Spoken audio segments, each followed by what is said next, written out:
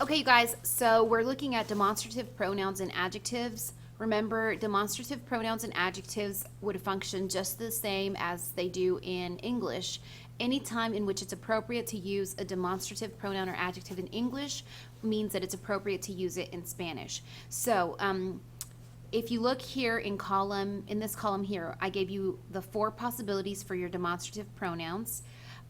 You have ones that are equivalent to this and these, you have that and those, and then you have that and those like far away.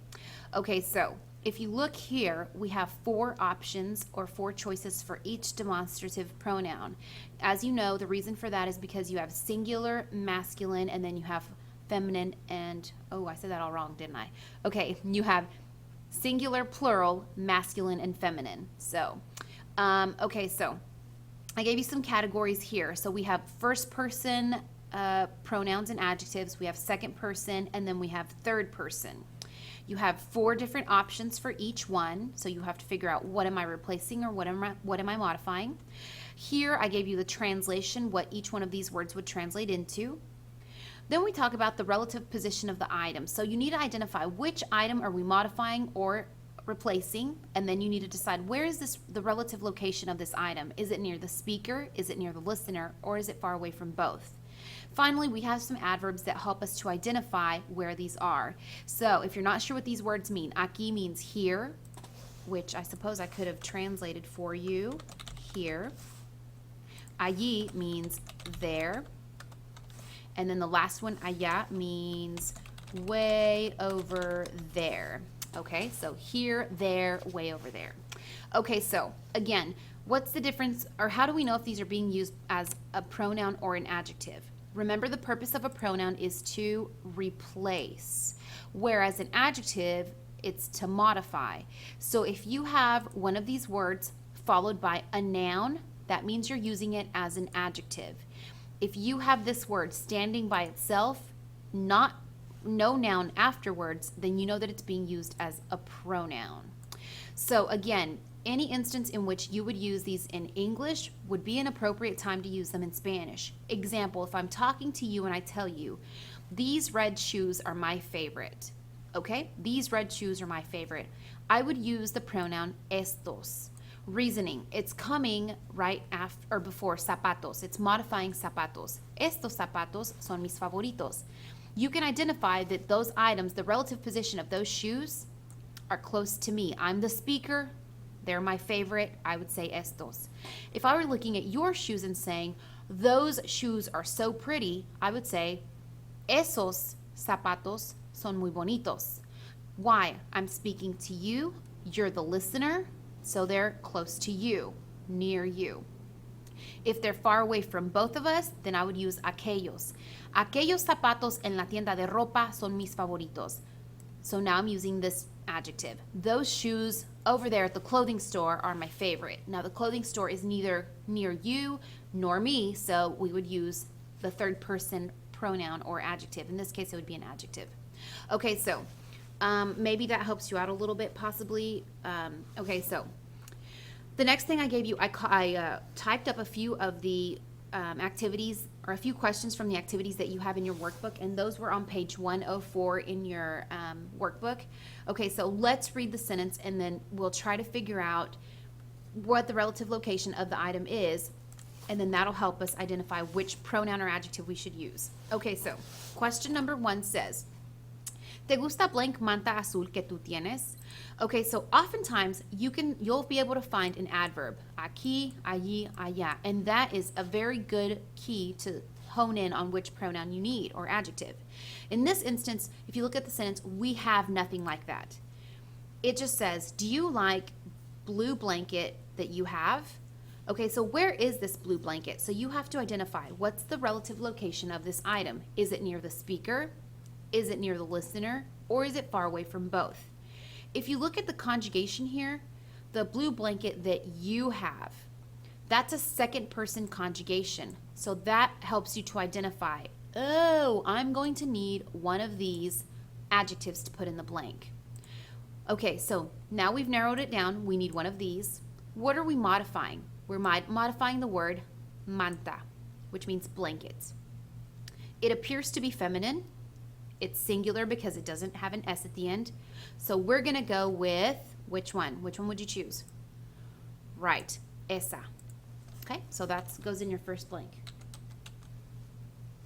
Okay, so the answer is, ¿te gusta esa manta azul que tú tienes? All right, let's do the answer to that. No, prefiero blank que está allí. No, I prefer blank that's over there. Okay, so look, there's your adverb, allí. Find it on your chart. Oh, here it is. I'm still with second person. What am I replacing now? What am I making reference to? I'm still referring to the blanket or manta, so I'm going to stick with esa. See how that worked? Yeah. Okay. Next one. Let's read the sentence. ¿Te gusta blank sofá gris que venden aquí? Now let me give you a hint to help you out. Sofá appears to be feminine, but it's actually a masculine noun. Do you like blank gray sofa that they sell here? There's your adverb. Find your adverb, speaking in first person, because it's right here. It's close to the speaker. So we're going to say, masculine, singular. I'm going to go with this one. Do you like this gray sofa they sell here? No, I prefer blank that we saw at the other store. Okay, so in the response here, we don't have any kind of adverb. There's no aquí, there's no allí, there's no allá. There's also no real conjugation to help us with first, second, or third. So we read the context. Where is the relative location of this sofa? It's at the other store. There's your indication. It's far away from the both of us, so we would say aquel. Why? Because now we are replacing sofa altogether. So here it's being used, this word aquel is being used as a pronoun. It's still referring back to sofá, which earlier we decided was masculine and singular. Next one. ¿Te gustan blank armarios que hay aquí? There it is. Armarios and armoire. No, prefiero blank que están allí, a tu derecha. Because esos agrees with allí, your adverb. It's also a tu derecha, at your right. See, second person. Esos referring to los armarios, plural and masculine. Okay, so I want you to do the rest of activity F on your own and see how you did. Hopefully that helps you a little bit. Okay, activity G. Let's go on to activity G. And again, I only typed up the first 4, I think, and then I'll let you do the rest of it on your own, but I'll walk you through the first 4 answers, and you check your answers and see how you did. Linda, blank maleta que yo tengo es pequeña. Okay, so there's no aquí, allí, allá to help us, but look who has the suitcase. Yo tengo. So we're going to go back to first person. Maleta's the noun that we're modifying, so I'm going to go with esta. Okay. And I would say, pero blank maleta que tú llevas es muy grande. Okay, who's carrying this larger bag? Tú, second person, referring to la maleta still. All right. Tú dices que blank maleta que yo tengo es grande. Okay, who's carrying the bag? Don't worry about this tú dices part over here. Worry about the bag and who's carrying it. That's the item that we are referring to. Yo tengo. So I would say, ¿ves blank maleta allá? Okay. We're not really talking about who has the bag here, but you see the adverb allá. And we're still modifying maleta. So I would go with aquella. Okay, so hopefully this gives you a little bit of insight into how to use your chart. This one here. And I want you to do the rest of the questions. Check your answers with the ones that we did together here.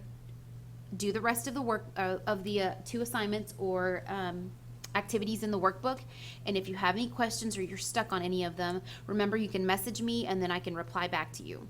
Other than that, I think that's everything. Thank you for watching. Bye.